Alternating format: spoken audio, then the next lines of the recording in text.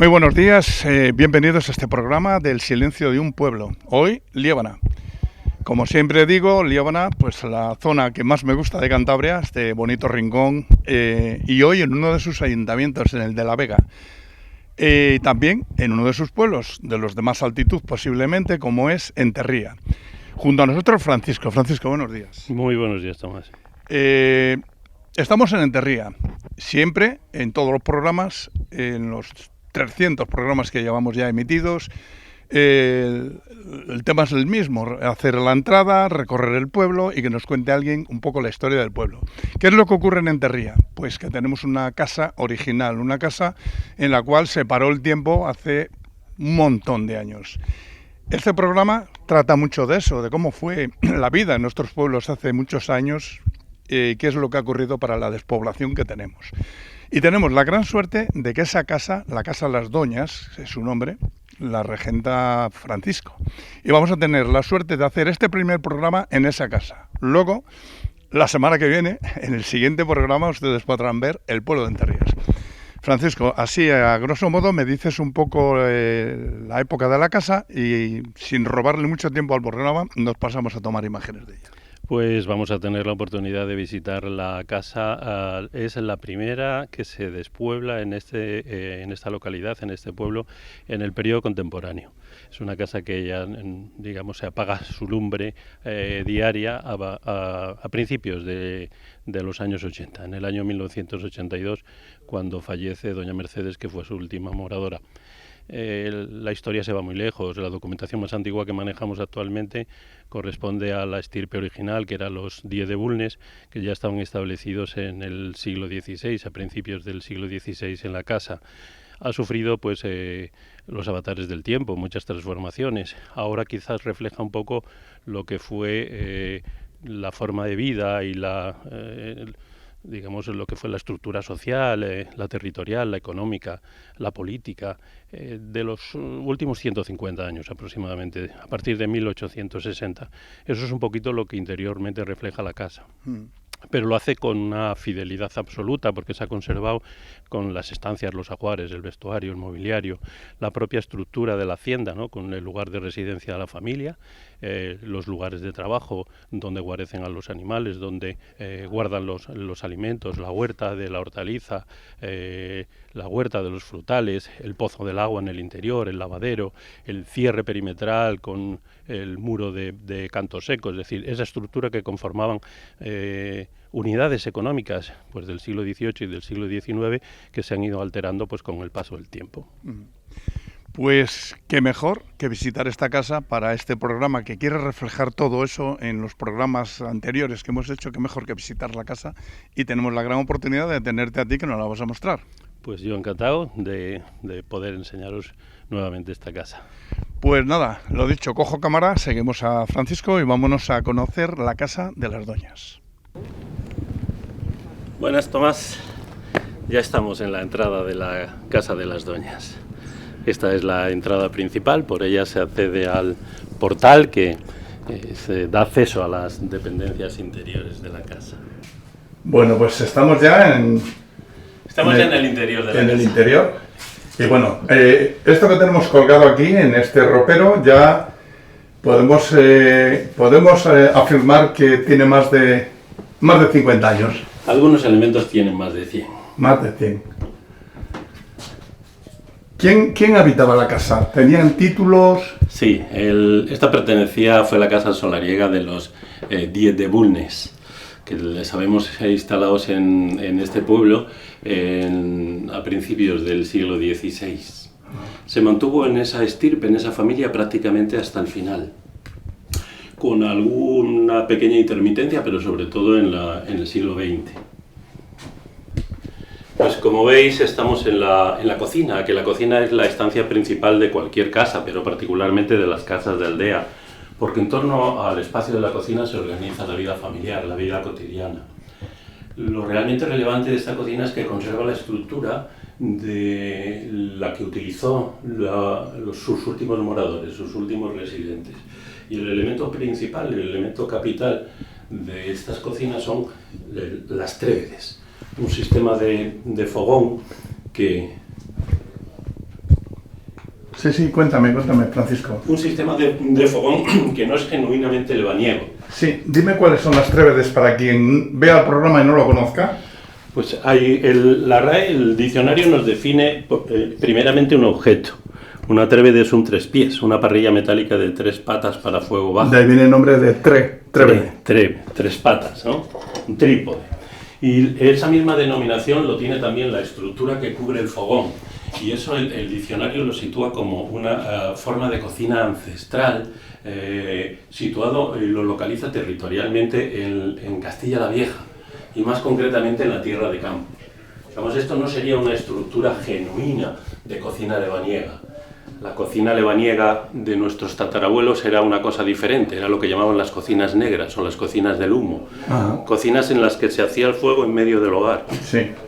Y no había una estructura que recogiese el humo, que actuase de tiro. Sencillamente el humo libremente ganaba altura porque desde esta posición veíamos directamente el techo. Y por ahí, entre la estructura de cubierta, el humo escapaba. Las denominaban las cocinas negras, las cocinas del humo. Estaban totalmente carbonizadas interiormente y tenían en algunos momentos situaciones un tanto incómodas, porque el humo anegaba las estancias. Las familias más pudientes, porque esto correspondía digamos, a la élite, a lo que llamaban las familias de los dones, ¿no? Los que en origen eran los hidalgos, pues tenían en ese sentido una iniciativa a la que no podían acceder las gentes más humildes, ¿no? Los que llamaban los tíos. Y estos lo que hicieron fue innovar, traer esa forma de fogón, de cocina, que llegaba de la zona del sur de la cordillera, en la zona de Palencia y en la zona de León. Y era un avance muy significativo porque lo que hacía era recoger el humo y canalizarlo para sacarlo al exterior y crear un espacio de calefacción sobre el propio fogón, lo que se denominaba también la glorieta. Francisco, el banco que tienes detrás tuyo, esto es típico lebaniego, ¿no? Son los escaños lebaniegos con mesa perezosa. ¿Sí? Eso es que se baja el respaldo que hay arriba y hace de mesa, ¿no? Efectivamente. Se ancla a la pared, la mesa no ocupa espacio y se despliega para los servicios, simplemente cuando lo vas a necesitar. Es un sistema plegable. Qué bonita. En la zona interior se ubicaba a los varones adultos, en la zona más cálida y protegida de la trébede se colocaban a los niños y a los abuelos, y las mujeres ocupaban este carril central. Y desde ahí distribuían. Les servía la comida a los varones adultos, les servía la comida a los niños y a los abuelos, y ellas se incorporaban a la comida, pero desde la zona exterior. Era una forma de economizar espacio, porque las familias de la época de nuestros abuelos son muy numerosas, tienen muchos miembros, y hay un momento en el que todos van a coincidir en este espacio, que es fundamentalmente en los momentos de la comida. Si hay 10, 12 personas y tienes que ubicarlos a todos al mismo tiempo, si no dispones de un elemento de esta naturaleza en la que lo puedes retirar a continuación, lo que hace es ocupar prácticamente todo el espacio de la cocina. Y en cambio, con un sistema plegable, simplemente lo despliegas cuando lo necesitas, que es para los servicios, comida, desayuno y cena, y el resto del tiempo permanece cerrada, permanece plegada. Desde la cocina dábamos acceso a un habitáculo que se situaba al norte, que era la zona de conservación, la despensa. Tenía una zona destinada a poder guardar y ordenar el menaje, que era la zona más próxima a la propia cocina, donde estaba pues la loza, la cerámica, la porcelana, y otra media parte que se va a dedicar a otro tipo de elementos. Si en esta parte teníamos el menaje, en la parte trasera lo que teníamos era la comida. Esa nos quedaba en el punto más lejano posible de la cocina. Hay que tratar de buscar una ubicación que favorezca por la temperatura la conservación de la comida, y eso se hacía en el punto más lejano posible a la cocina. La orientación siempre es el norte, con el fin de que no tengamos insolación, y se diferencia perfectamente pues, en el pavimento, en el suelo. La zona del menaje es un suelo más cálido de madera, y la zona de la comida es una solera de hormigón que es mucho más fresca, es mucho más fría. En esta parte ya no hay loza, no hay cerámica, no hay porcelana. Lo que nos vamos a encontrar sobre todo son elementos de barro, que es lo que utilizamos para contener las comidas, para guardar, para cocinar e incluso para servir. El elemento principal es fundamentalmente el barro. El metal, que les vemos por ahí también, son elementos de transporte. No cocinamos en metal y no almacenamos en metal. El metal oxida y eso nos va a acabar estropeando las comidas. Por lo tanto, buscamos un elemento inerte, como es el caso del barro vidriado, que servía para todos esos fines. Veo mucho cesto de bañiza y de mimbre. ¿Esto para qué se utilizaba? Pues los cestos, en realidad, cualquiera que tenga un asa te sirve lo mismo para ir a buscar huevos que traer cerezas. Luego ya los hay mucho más específicos. Hay algunos que tienen una finalidad más concreta. Estos que tienen forma ovalada, los que ves justo encima de mi cabeza, esos se utilizaban para meter dentro de las alforjas de las caballerías, porque esa forma ovalada, digamos, era como más ergonómico. Luego nos encontramos otra serie de elementos. Por ejemplo, esos dos que ves de frente son lo que llamaban las comederas. Se utilizaba para dar de comer a las yuntas de los bueyes. Se metían las cuerdas que veis que sujetan a los propios cestos por los cuernos y en el interior del cesto se les echaba la comida. Y ellos, con el fin de habituallarse, lo que hacían era posar el cesto en el suelo para poder comer, y eso se aprovechaba para cargar y descargar los carros, como si fuese un freno de mano. Vamos a pasar a los dormitorios. Es la zona sur de la casa. Se busca fundamentalmente aquellas estancias que tengan luz y temperatura, lugar donde se ubicaban pues las zonas de relación, los salones, y donde se ubicaban también los dormitorios de la familia. ¿Hay alguna, Francisco, alguna diferencia en las habitaciones de los varones al de las mujeres? Hay diferencias, sí, hay diferencias notables, sobre todo en el piso de arriba, que es donde hay una separación incluso en el espacio. Hay una zona que se destina solo para mujeres y otra zona que se destina exclusivamente para los hombres. Normalmente las zonas más cómodas, como en la que nos encontramos, se dedicaba a aquellos que tenían, a aquellas en este caso, que tenían que atender a las personas más frágiles de la casa, que en principio eran los niños y posteriormente la gente mayor, los ancianos. Y los más jóvenes, que podían subir y bajar los escalones sin dificultad, se ubicaban fundamentalmente en los pisos superiores.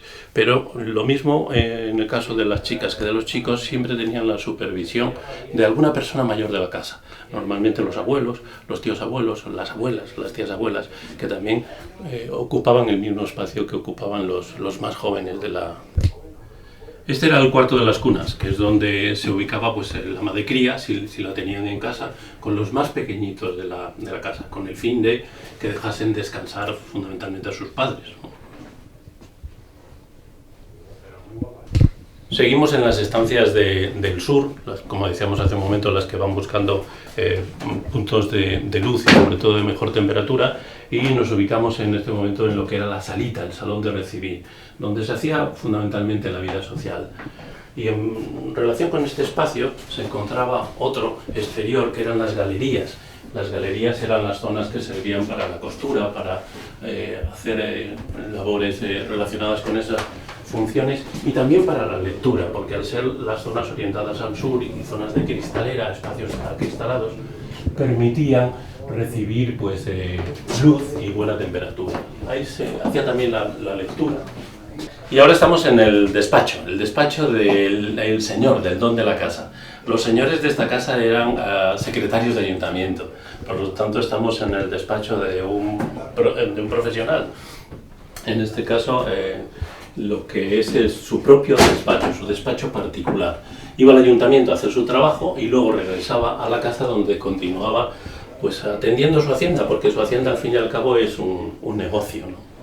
Y desde aquí, desde este punto, se controla lo que es la actividad de la propia hacienda, toda la cuestión administrativa, toda la cuestión económica.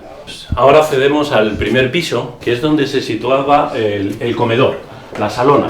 La salona era el comedor de los domingos. De ordinario siempre se utiliza para esos fines la cocina, pero los domingos ya hay tertulia, hay sobremesa, siempre hay invitados, siempre hay convidados, y eso se realiza digamos, en una estancia que tenga más empaque que la propia cocina. Era sobre todo la celebración de mediodía, comidas. Cenas se celebraban muy pocas veces, sobre todo porque hay que situarse en una época en la que carecemos de luz eléctrica, y en ese momento pues el poder celebrar tenía sus dificultades. Y desde el comedor damos acceso a nuevos dormitorios, sí, que en este caso son los que utilizaban los pequeños de la casa. Esta parte es la que cerraban para las mujeres y aquella otra parte la que reservan para los hombres. Cierran la puerta, entre semana esta puerta está cerrada porque el comedor solo se va a utilizar el domingo. Sí. Y por lo tanto no interfiere el hecho de que tengamos un comedor contiguo a los dormitorios. Las habitaciones exteriores las reservaban para las abuelas y las interiores fundamentalmente para las niñas, las que van subiendo de las cunas, las que desalojan a partir del cuarto o quinto año de vida, cuando ya digamos empiezan a crecer y tienen que dejarle sitio al siguiente que va a llegar de la familia, que se va a ubicar en el punto que hemos visto en la parte de abajo, que era la zona de las cunas, ¿no? Esta era la habitación de las abuelas. Siempre tienen una luz al este, porque son las primeras en levantarse. Se identifica rápidamente por los lutos, ¿no? Son habitaciones donde la ropa, fundamentalmente, es ropa negra, ¿no? Muchas veces lo que guardan es durante mucho tiempo los lutos familiares. Y desde este espacio lo que hacen es tener el control de esta parte, que es la zona donde se van a ubicar las más jóvenes de la familia.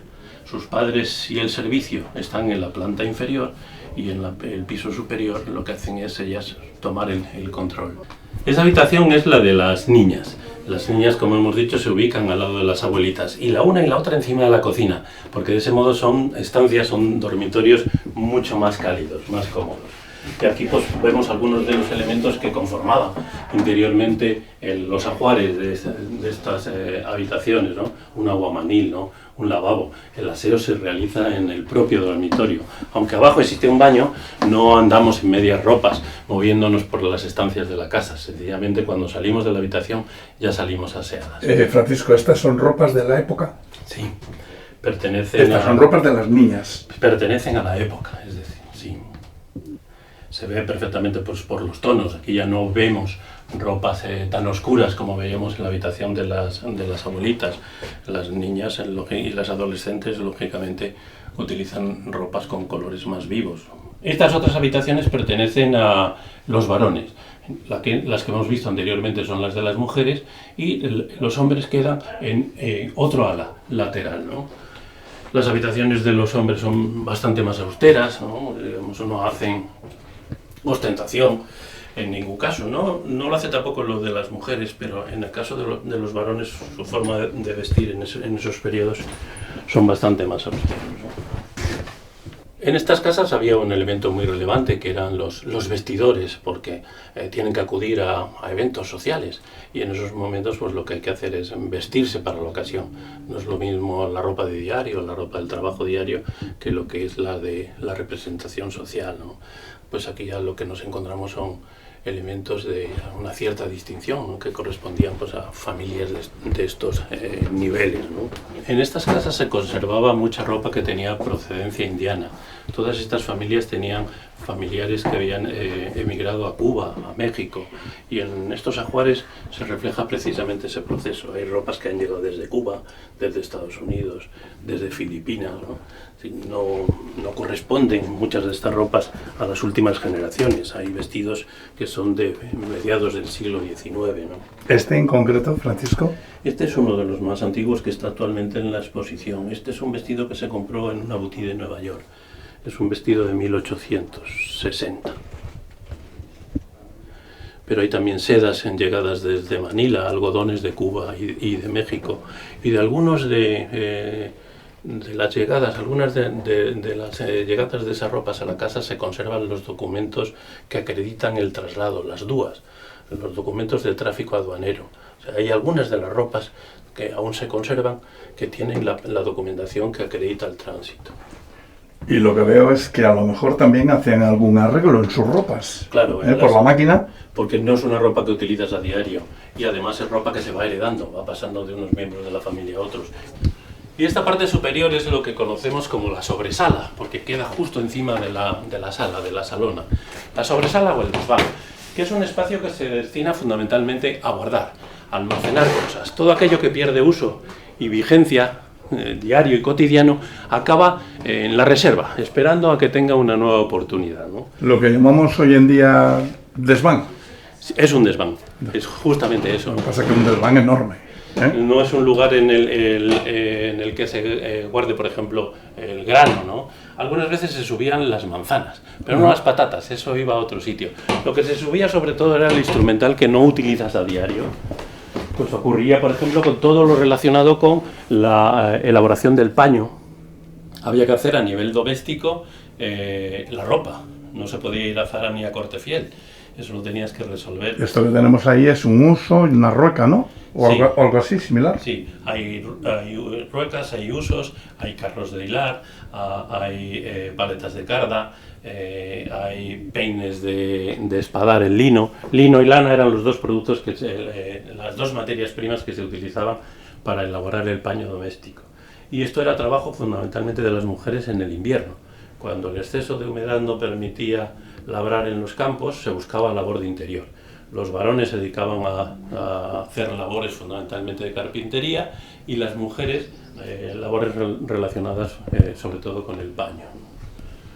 En estos espacios pues también se habilitaban en algunas ocasiones pues camastros con los que dar posada pues a peregrinos, a transeúntes, a vagabundos, ¿no? Gente que vagaba por los caminos y que todas estas familias lo que hacían era recogerlos al menos durante la noche. Y era donde iban acabando todos aquellos frasquitos que se utilizaban pues para hacer las pócimas y para preparar los remedios caseros, ¿no? Todo eso era un conocimiento de transmisión oral, iba pasando de generación en generación. Y las familias ya de un poco más, digamos, nivel cultural, más formación, disponían también de algunos elementos escritos. Disponen de cuadernillos, disponen de algunos textos, ¿no?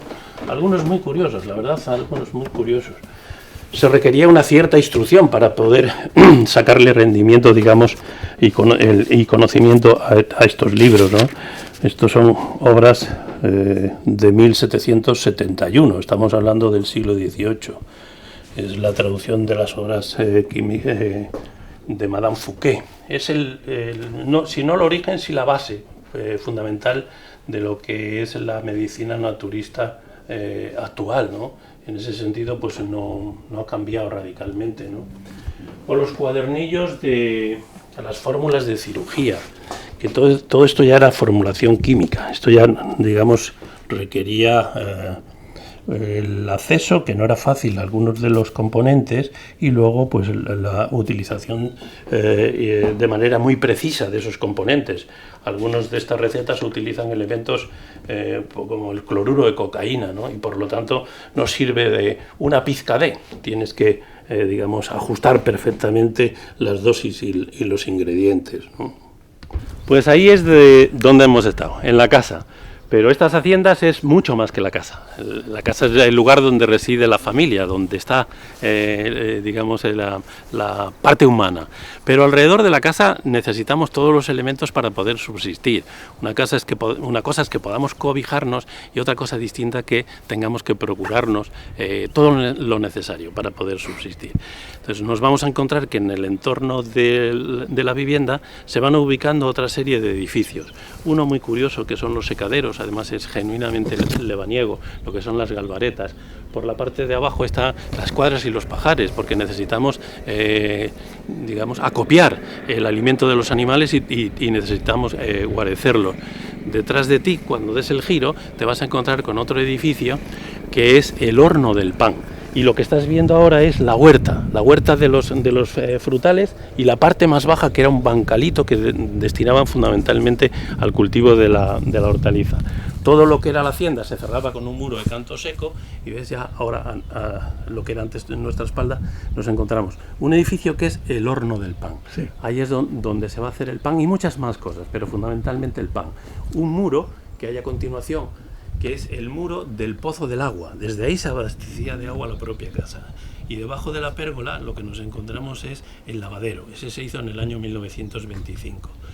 Estos pueblos tienen lavadero comunitario, fuente comunitaria, pozo comunitario. Y te decía que todas estas casas lo que tienen son esos elementos que existen a nivel comunitario, que utilizan todos los vecinos. Ellos lo tienen además de manera particular, su propio pozo, su propia fuente, su propio lavadero.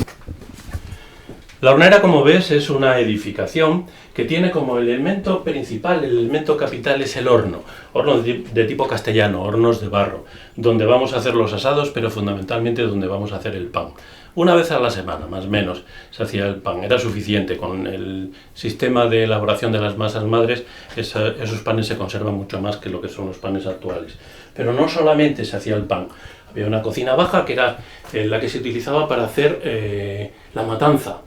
Y la zona donde se hace todo el trabajo del ahumado, de conservación. Ya se ve que la parte elevada de los muros y sobre todo los techos están ennegrecidos.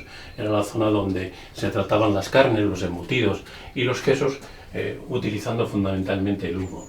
Y hay otro elemento capital, que llevan es indispensable, que son las alquitaras, los destiladores del aguardiente. Hacíamos vino, hacíamos sidra, y una vez que separábamos las pulpas y los ollejos de los zumos y de los mostos, utilizábamos esos elementos, que podrían ser elementos de desecho, pero previamente les sometíamos a un proceso de destilación para obtener el aguardiente. Y ahora vamos a pasar a las galvaretas, que son los secaderos del cereal.